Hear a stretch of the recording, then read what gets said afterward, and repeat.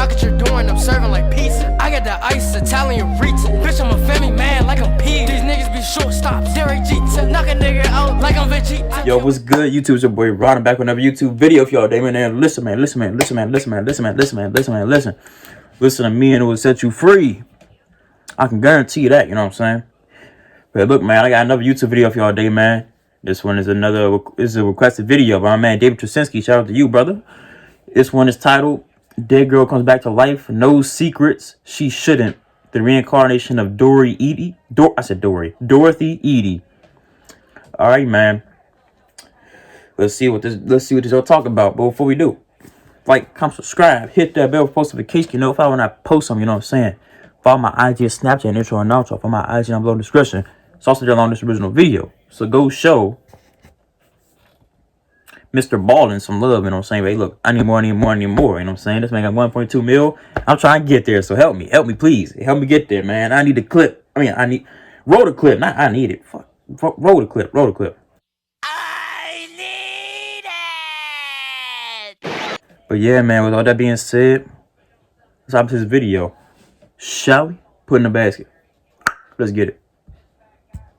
A 1979 New York Times article described her story as being, quote, one of the Western world's most intriguing and convincing cases of reincarnation. I myself am not a huge believer in reincarnation, mostly because any of the stories I've heard, there's no modern day corroboration of fact. But in Dorothy Eady's case, or as she became known, Seti's case, she has a number of things that line up with her story, with her lifelong story, that she in fact was from ancient Egypt and was actually a priestess in ancient Egypt times. And some of her discoveries are pretty incredible. And frankly, Egyptologists and historians that have looked at this case have spent decades trying to prove that she was lying, but can't. She had information that she shouldn't have had. That begins to make you wonder, maybe she really was reincarnated. Before we get started, if you could please gently destroy the like button and then go ahead and hit subscribe and turn on all notifications, that would be great. I'm going to be posting a ton of content just like this as many times a week as I can. I'm aiming for 3, if not 4, every week going forward, so please come along. The too long didn't read version of this story is you have Dorothy Eady, who as a child has a near-death experience. When she kind of comes back, she believes that she is no longer home, that her home is somewhere else. She starts having dreams about this place. She describes this garden and this big building, and then eventually she discovers that what she's describing is a place in ancient Egypt. And she ends up becoming obsessed with ancient Egypt, and then begins providing information and helping with archaeological digs that leads to numerous incredible discoveries, all from memories that she claims to have had from her previous life. Even if you don't believe in reincarnation and this whole story seems like totally made up, just listen to how the story flows and then try to make sense of how in the world she had the information she had that led to distinct discoveries that nobody else had made. That they found this stuff as a result of Dorothy Eady's information. How do we reconcile that? It's not impossible, but no one's been able to do it yet. So let's see what you think. Dorothy Eady was born into a lower middle-class family in London in 1904. She was an only child, and she was absolutely adored by her parents. Now, unfortunately, when she was 3 years old, she fell down a flight of stairs in her home and was unconscious. They called the doctor, and the doctor shows up and says she's actually dead. As the parents are talking to the doctor, after about an hour, Dorothy gets up and goes into her bedroom and is like playing on her bed, and the parents come in with the doctor and they can't make any sense of it. And in fact, the parents were furious at the doctor for pronouncing her dead, because they're like, obviously she wasn't. If she's just fine now, like, who are you? What kind of doctor are you? The doctor swears he went to Zoom University. She was dead. Shortly after the accident, Dorothy develops a strange accent that they can't quite place, and doctors and specialists believe that she's suffering from something called foreign accent syndrome, which is fairly common amongst people with significant head injuries. Basically, it alters your speech, and to people that don't know any better, they might think that you just have a strange foreign accent. Dorothy also started telling her parents about this recurring dream she had, where she'd be near this huge building with these big pillars, and she'd be in this beautiful garden. She loved this garden. She talked about the beautiful flowers and her friends that were there, and it was just this unbelievable place. It was like this oasis next to this building. But she didn't know where it was, and she's 3-4 years old, so she's not able to articulate much what this is, but she was just in love with this garden and this location in her dreams, and she talked about it endlessly. Dorothy's mother would find her daughter on her bed either before she went to sleep or when she woke up, crying. Because Dorothy longed to actually be in this place in her dreams, which she started calling home. Now, Dorothy's mother would say, but Dorothy, you're home now. And she would say, no, I'm not home. My home is in that garden. It's near that building. And no matter how Dorothy's mother tried to kind of convince her that, no, honey, you live here now. You live here. You've never lived anywhere else.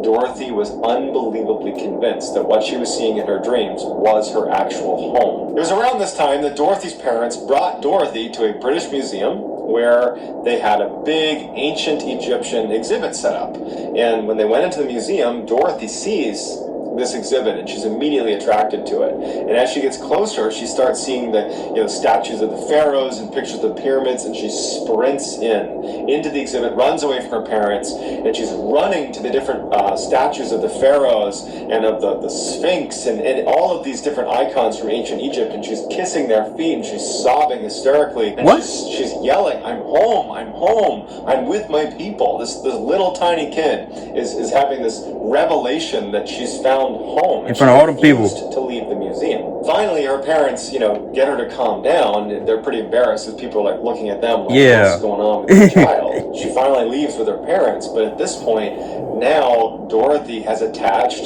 that place in her dreams that she longs to go with the beautiful garden. She's attached it to Egypt, to ancient Egypt. And so she becomes completely obsessed with ancient Egypt. Her obsession with ancient Egypt started to get her in trouble. When she'd go to Sunday school, her family is a very, very devout Catholic family.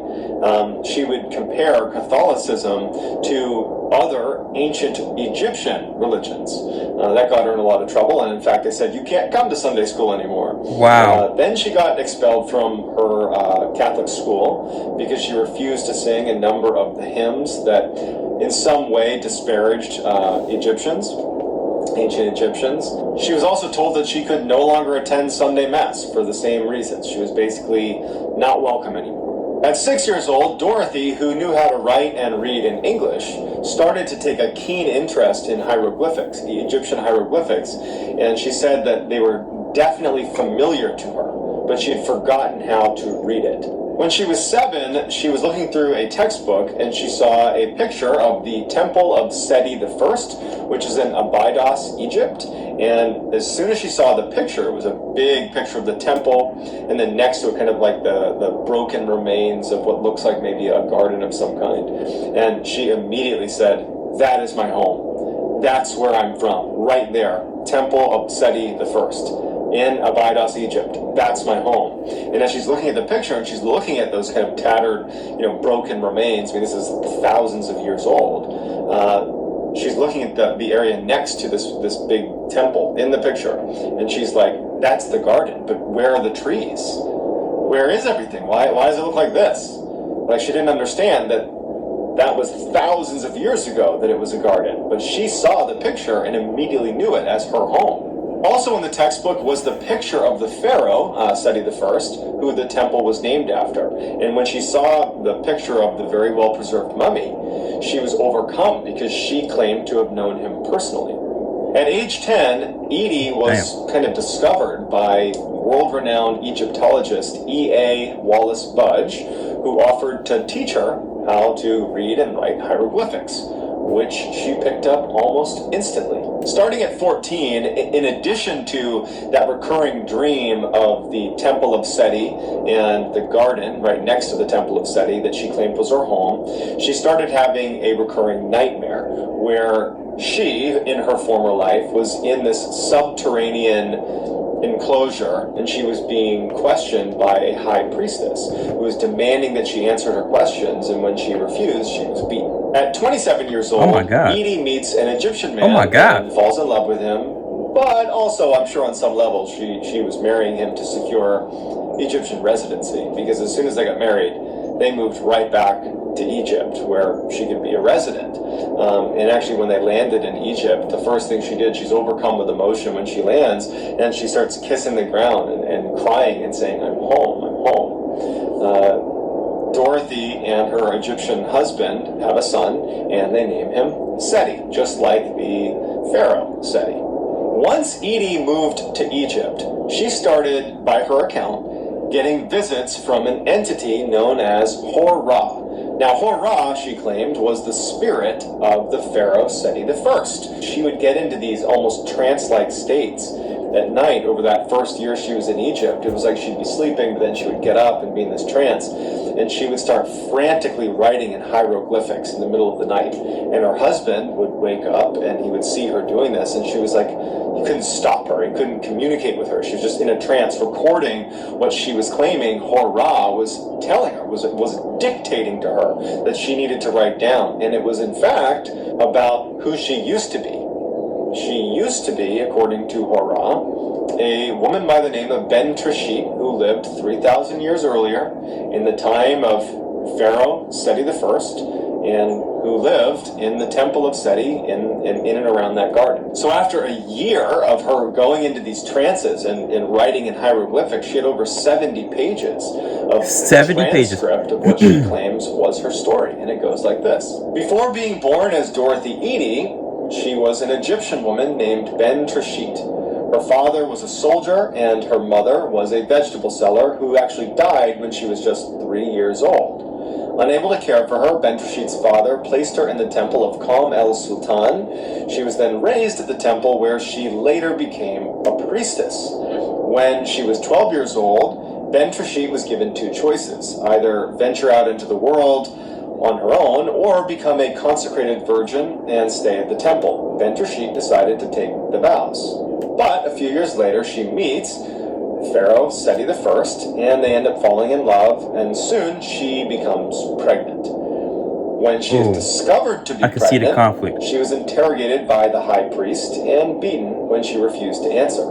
A scene that corresponded to her childhood nightmare. Unwilling to put her beloved Seti through a public scandal, Ben Trishit took her own life. Eady's husband grew increasingly disturbed watching his wife go into these trances, write out the hieroglyphics. I mean, she's amassing all these pages of hieroglyphics. Her whole thing was just too much for him, and so he ultimately filed for divorce in 1936. Following the divorce, Dorothy and her young son leave and go live in another town near the Giza pyramids, and she starts going by the name Seti, which means Mother of Seti.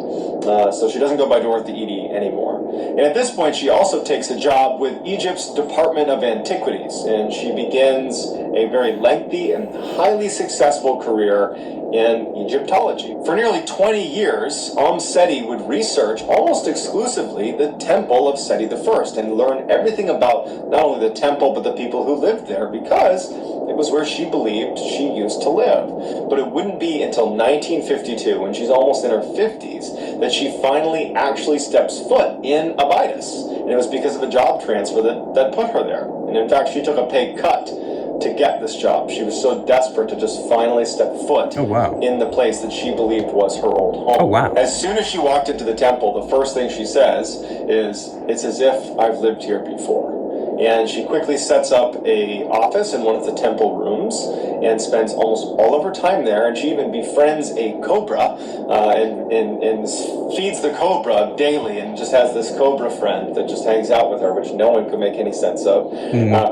Lots of rumors swirled around whether this woman was sane, but because her contributions to Egyptology were so pronounced and so useful that she was very highly regarded. But of all of her accomplishments, of all of the things that she did, the thing that she is most known for is when she was able, as soon as she got to the Temple of Seti I, identify exactly where the garden was. For Seti, she'd been having dreams of this garden her whole life. And so she very quickly said, if you dig here, you're going to find this garden.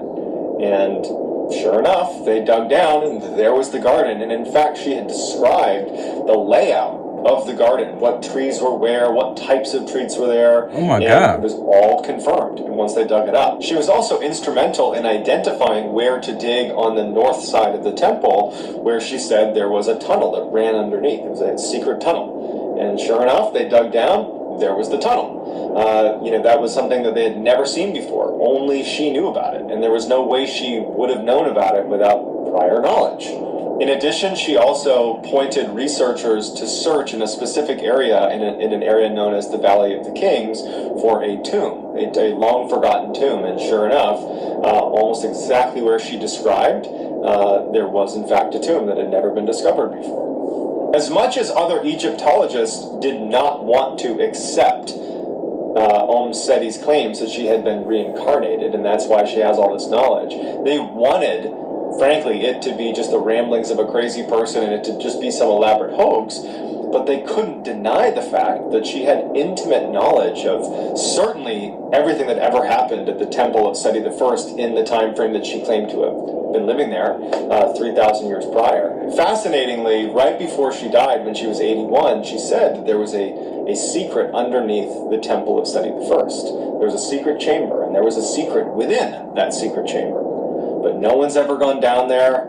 No one knows where to begin to look. And so without Seti guiding them, it may be one of those things that we'll just never know. Mm-hmm. So without any sort of rational explanation for how she would have had all this knowledge or understanding of an ancient culture, it leaves skeptics wondering, is this potentially a real case of reincarnation, or is there a better explanation? And I'd love to hear what you think in the comments. So that's going to do it, guys. Thank you so much for watching. If you liked this, please like the video and hit subscribe. I'm going to be posting multiple times a week stories about the strange, mysterious, dark stuff. If that's the kind of thing you like, then I'm the channel for you, I hope. Also, please follow me on TikTok. My handle is also Mr. Ballin. TikTok. And then on Instagram, it's John Ballin416. That's going to do it, guys. Thank you so much for tuning in. See ya. All right, that's in that video. Hi, Sam Barker here from the Motley Fool. All right, Sam Barker, I'm not trying to listen to you right now. Be quiet. Hey man, that's crazy. That's crazy, man. I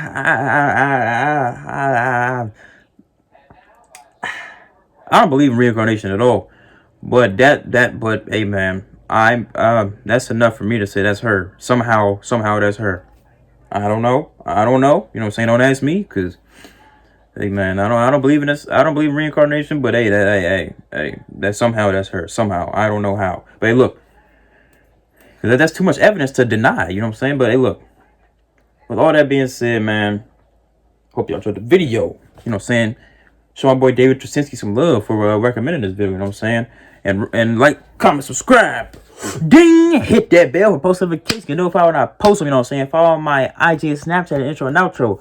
From my IG down below in the description. It's also along this original video. So go show Mr. Ballin some love, you know what I'm saying? You already heard the man. Follow him on TikTok. Follow my IG at John Ballin. I think that's what he said. John Ballin, Johnny Ballin, you know what I'm saying? Johnny Boy Rebs. It don't even matter. Just support anybody with the name John. And hey man, with all that being said,